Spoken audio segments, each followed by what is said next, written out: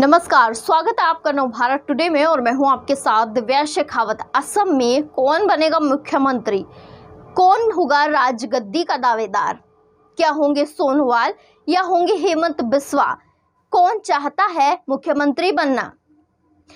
जी, मैं आज बात कर रही हूं असम में हुए हाल ही में चुनाव में दूसरी बार बीजेपी ने लगातार जीत दर्ज कर ली और उसके बाद अब लड़ाई है कि मुख्यमंत्री कौन बनेगा।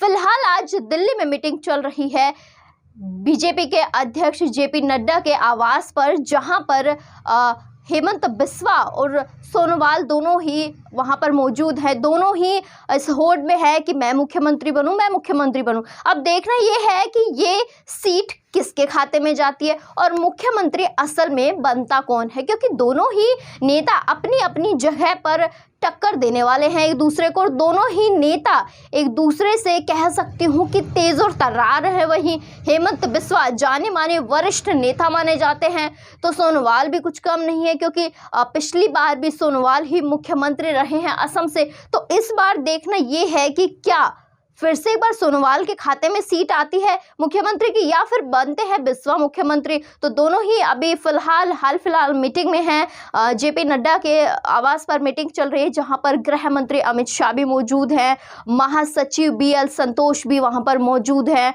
और दोनों ही नेता वहां पर मौजूद हैं। अब देखना ये है कि किसके खाते में मुख्यमंत्री की दावेदारी जाती है, किसका चयन होता है और कौन इस चयन में पास होता है।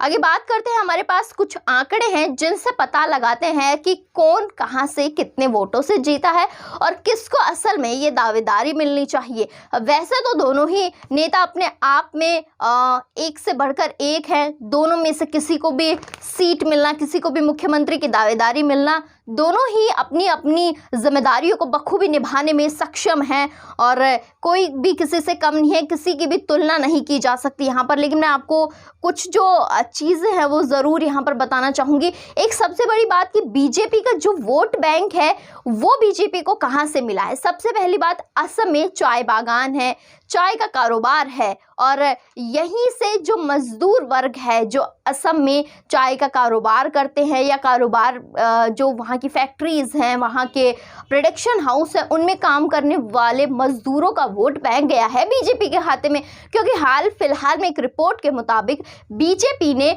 उन मजदूरों की सैलरी में इंक्रीमेंट किया और इंक्रीमेंट भी तब किया जब चुनाव नज़दीक थे और इसका सीधा असर देखने को मिला बीजेपी के वोट बैंक में। बीजेपी का जो वोट बैंक है वो भर गया और बीजेपी को लगातार दूसरी जीत मिली। देखना ये है कि ये वोट बैंक, ये जो नुस्खा था बीजेपी का, वो अचूक नुस्खा, क्या वो अगली बार भी काम आएगा? फिलहाल इस बार तो बीजेपी की जीत हो चुकी है। बीजेपी ने अपनी सीट पर कब्जा कर लिया है। पश्चिम बंगाल की खैर बात और है, जहां पर बीजेपी को बहुत कम सीटें मिली, बीजेपी को कुछ ज़्यादा वहाँ पे जीत दर्ज नहीं हुई है। लेकिन यहाँ पर असम में लगातार दूसरी बार जीत दर्ज करना बीजेपी के लिए बहुत ही खुशी की बात है। वहीं मैं बताऊँ आपको, बीजेपी ने असम में 33.21% वोट प्राप्त कर अपनी जीत दर्ज कर ली है। 126 में से 60 सीटें जो हैं सीधे बीजेपी के खाते में गई हैं। वहीं जो अन्य सहयोगी दल हैं, जिनमें बात करूँ मैं एजीपी के खाते में 9 सीटें आई हैं, तो यूनाइटेड पीपल्स पार्टी के खाते में भी 6 सीटें दर्ज हुई हैं। वहीं 52 सीटों पर चुनाव लड़ने वाली 92 सीटों पर चुनाव लड़ने वाली बीजेपी को कुल जो मत मिले हैं 6,84,538 वोट। ये 6 लाख का जो आंकड़ा है बीजेपी ने पार किया है। 6 लाख वोट बीजेपी के खाते में यहाँ पर सेफली जमा हुए हैं, जिससे कि बीजेपी ने जीत दर्ज कर ली है। अच्छी खासी वोट बैंकिंग बीजेपी को यहाँ मिली है। 33.31% का जो आंकड़ा है वो सीधा बीजेपी के कह सकती हूँ कि कटोरे में गया है और बीजेपी जीत गई है। वहीं 26 सीटों पर उम्मीदवार उतारने वाले दल असम गण परिषद को भी जो मतदान मिला है उसमें 7.9% मतदाताओं ने वोट किया है। 26 सीटों पर भी बीजेपी ने अलग अलग उम्मीदवार उतारे, जहां पर भी अच्छा इजाफा देखने को मिला। 7.9% का मतदान यहां पर किया है। अलग अलग लोगों ने, अलग अलग गांव के लोगों ने यहां पे मतदान किया है, जो कि बीजेपी को बड़ा ही इसका फायदा हुआ है। वहीं मुख्यमंत्री की होड़ में लगे हैं सर्बानंद और हेमंत।